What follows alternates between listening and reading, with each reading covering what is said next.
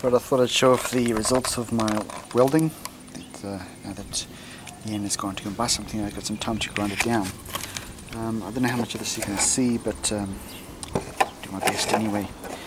Here we have the first one I did, and you can see it's pretty smooth. I mean, besides the paint that's been polished off, to the touch it's not too bad, but yeah, you can see some of this groove isn't quite as thick as it should be, and obviously there's nothing left on that side of it, on this side of the plastic that I put in. So you can see up here it's okay, and down here some bits over here.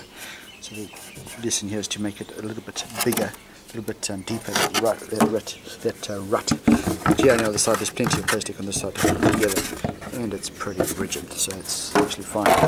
This second attempt I did, which had a deeper furrow in it, as you can see when I sanded away, some of the bits came off, like out of the inside here. So I reckon that's because I didn't spend enough time making sure that it was melted properly in the middle.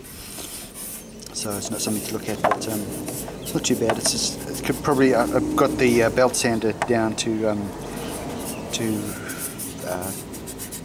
the belt sander to get all the rough edges, because it takes forever with the renovator tool.